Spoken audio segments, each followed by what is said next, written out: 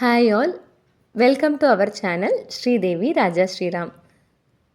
பொதுவாக நம்ம அரிசி மாவை பயன்படுத்தி தட்டை செய்வோம். இன்றைக்கி நான் கோதுமை மாவை பயன்படுத்தி தட்டை செஞ்சுருக்கேன். ரொம்பவே கிறிஸ்பியாக மொறு மொறுன்னு வாயில் வச்சதுக்கப்புறம் சாஃப்டாகவும் இருக்கக்கூடிய இந்த ஸ்நாக்ஸை நீங்கள் கண்டிப்பாக ட்ரை பண்ணுங்கள். ரொம்ப ஹெல்த்தியான ஸ்நாக்ஸை மஸ்ட் ட்ரை ரெசிபி. தட்டில் வச்சதுக்கப்புறம் ஒரு 10 நிமிஷத்துலேயே காலியாயிரும்.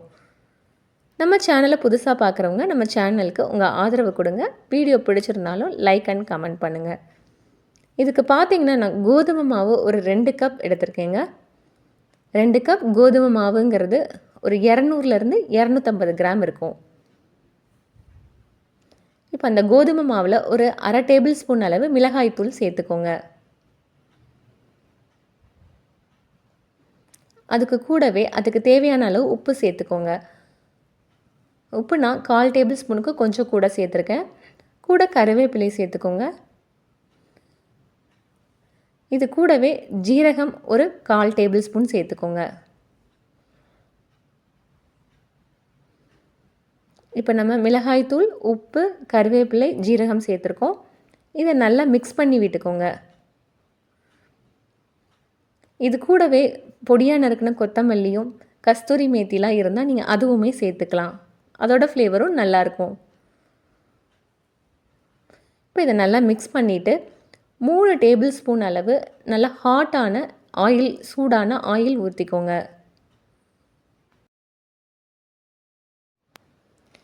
இப்போ நம்ம ஊற்றியிருந்த எண்ணெய் எல்லா பக்கமும் படுற மாதிரி நல்லா இந்த மாதிரி மிக்ஸ் பண்ணிக்கோங்க. நான் இன்றைக்கி சாதாரண ரீஃபைண்ட் ஆயில் தான் சேர்த்துருக்கேன் சூடு பண்ணி. உங்கள்கிட்ட வெண்ணெய் இருந்தாலும் வெண்ணெயை மெல்ட் பண்ணி சேர்த்துக்கலாம். இப்போ எண்ணெய் இந்த பக்கம் எல்லா பக்கமும் சேர்கிற மாதிரி பிசைஞ்சு எடுத்துக்கோங்க.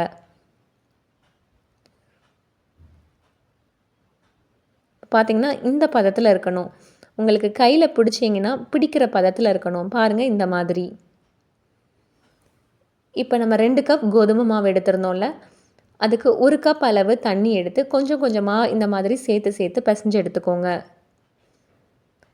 தண்ணி சேர்க்குறப்ப கவனித்து சேர்த்துக்கோங்க. அப்படி இல்லாட்டி உங்களுக்கு தேய்க்கிறப்ப சிரமமாக இருக்கும். இப்போ கொஞ்சம் கொஞ்சமாக இந்த மாதிரி தண்ணி சேர்த்து இந்த மாதிரி பிசைஞ்சு எடுத்துக்கோங்க. 1 கப் தண்ணி எடுத்திருந்தோம்ல, அதில் இந்த அளவு எனக்கு மிச்சம் வந்திருக்கு. நீங்கள் தண்ணி அதிகமாக சேர்த்துட்டிங்கன்னா உங்களுக்கு தட்டை போடுறப்ப நல்லா கிறிஸ்பியாக வராது. இப்போ நம்ம தண்ணி சேர்த்து பிசைஞ்ச மாவை இந்த மாதிரி அமுக்கி அமுக்கி ப்ரெஸ் பண்ணிக்கோங்க கையை உள்ளே விட்டு. அப்போ தான் நம்ம மாவு நல்லா சாஃப்டாகி வரும். ஒரு 2 நிமிஷம் இந்த மாதிரி பிசைஞ்சுக்கோங்க. பாருங்கள், நம்ம தண்ணியும் அளவாக சேர்த்துருந்தனால கையில் ஒட்டாமல் வருது. அதே நேரத்தில் மாவும் எப்படி சாஃப்டாக இருக்குன்னு பாருங்கள். இப்போ நம்ம மாவு ரெடி ஆயிடுச்சு. இது நீங்கள் ஒரு 10 நிமிஷம் ஒரு தட்டு போட்டு மூடி ஊற விட்டுருங்க. 10 நிமிஷம் ஊறினதுக்கப்புறம் நம்ம மாவு நல்லாவே சாஃப்டாகி வந்திருக்குங்க. பாருங்கள், பார்த்தாலே தெரியும். நல்லா அமுக்கிறப்ப ஒரு சாஃப்ட்னஸ் இருக்கும். இப்போ இதை நம்ம சப்பாத்தி உருண்டைகள் மாதிரி எடுத்து சப்பாத்தி கட்டையில் வச்சு தேய்க்க ஆரம்பிச்சிடலாம். இதுக்கு நீங்கள் மாவு தூவி தேய்க்கணும்னு அவசியப்படாது. டைரெக்டாகவே இந்த மாதிரி போட்டு தேய்க்க ஆரம்பிச்சிருங்க. நம்ம தண்ணி அளவாக சேர்த்துருந்தனால உங்களுக்கு மாவு தேவைப்படாது. கொஞ்சம் தண்ணி எக்ஸஸ் ஆகிருந்துச்சுன்னா நீங்கள் மாவு தொட்டு கூட தேய்ச்சிக்கலாம். அது மாதிரி நம்ம தேய்க்கிறப்பையும் பார்த்து நல்லா தின்னாக தேய்ச்சிக்கோங்க. எவ்வளோக்கு எவ்வளோ நீங்கள் நைஸாக தின்னாக தேய்க்கிறீங்களோ அந்த அளவுக்கு தட்டை ரொம்பவே கிறிஸ்பியாக வரும். 2 பக்கமும் இந்த மாதிரி திருப்பி திருப்பி போட்டு நல்லா எந்த அளவுக்கு தின்னாக தேய்க்க முடியுமோ அந்த அளவு தேய்ச்சிக்கோங்க. இப்போ பாருங்கள், நம்ம மாவை தேய்ச்சாச்சு. இப்போ இதில் ஒரு ஃபோர்க்கோ அது இல்லாட்டி ஒரு கத்தியோ எடுத்து இந்த மாதிரி குத்திக்கோங்க. அப்போ தான் நம்மளுக்கு தட்டை பொரிக்கிறப்ப மேலே எம்பி புசுன்னு வராமல் கிறிஸ்பியாக வரும்.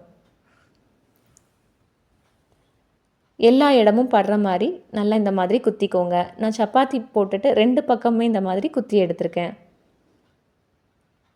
இப்போ இந்த மாவில் குத்தியாச்சு. இதில் தட்டை ஷேப்புக்கு வர இந்த மாதிரி ஒரு பாக்ஸுக்கு எடுத்து அதை நீங்கள் ரவுண்டாக ப்ரெஸ் பண்ணிக்கலாம். உங்கள்கிட்ட எந்த ப்ரெஸ் இருக்கோ அந்த மாதிரி ஒரு டிஃபன் பாக்ஸ் எடுத்து இந்த மாதிரி ப்ரெஸ் பண்ணிக்கோங்க. இல்லாட்டி உங்களுக்கு ஷேப் இருந்ததுனால அதை வச்சு கூட நீங்கள் கட் பண்ணிக்கலாம்.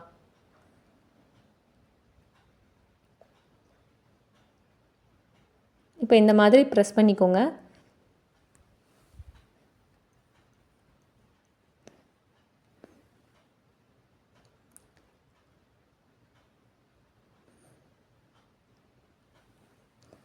ப்ரெஸ் பண்ணிவிட்டு ரிமைனிங் மிச்சம் இருக்க மாவெல்லாம் எடுத்திங்கன்னா எடுக்க வந்துடும். அதை ஃபுல்லாக இந்த மாதிரி எடுத்துருங்க.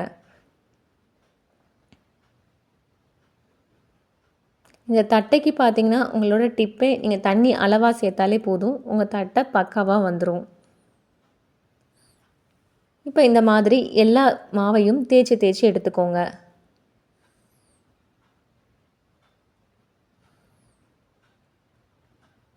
பாருங்கள், ரிமைனிங் மாவையும் நான் அந்த மாதிரி தேய்ச்சி எடுத்துக்கிறேன்.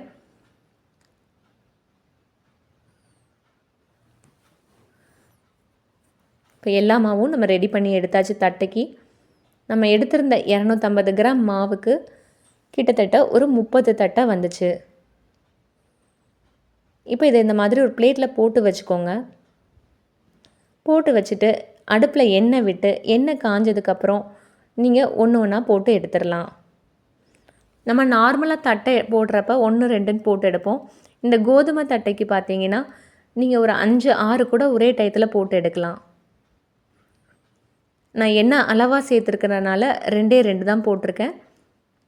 பாருங்கள், நம்ம நல்லா ஃபோர்க் வச்சு குத்தி இருக்கிறனால எலும்பாமல் கிறிஸ்பியாக வருது பாருங்கள். ஒரு 2லேருந்து 3 நிமிஷத்தில் உங்களுக்கு ரெடி ஆயிரும். அது மாதிரி பொரிக்கிறப்பையும் எண்ணெயை சிம்மில் வச்சு ரொம்ப மீடியம் ஃப்ளேமில் வச்சே பொரித்து எடுத்துக்கோங்க. ஹை ஃப்ளேமில் வச்சுருந்தீங்கன்னா கருகிரும், அதே நேரத்தில் கிறிஸ்பினஸும் வராது. கோதுமை தட்டைக்கு இந்த 2 டிப்பை நீங்கள் ஃபாலோ பண்ணிங்கன்னா உங்கள் தட்டை ரொம்ப பக்காவாக வந்துடும். நீங்கள் கோதுமை மாவில் செஞ்சீங்க அப்படின்னு நீங்கள் சொன்னால் கூட தெரியாது, அந்த அளவுக்கு இதோட டேஸ்ட்டு ரொம்ப சூப்பராக இருக்கும்.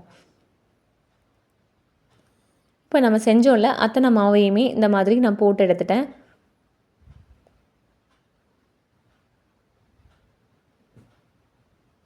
உங்கள் வீட்டு குட்டீஸ்லேருந்து பெரியவங்க வரைக்கும் இதை ரொம்ப லைக் பண்ணி சாப்பிடுவாங்க. செஞ்ச உடனே காலியாயிரும்.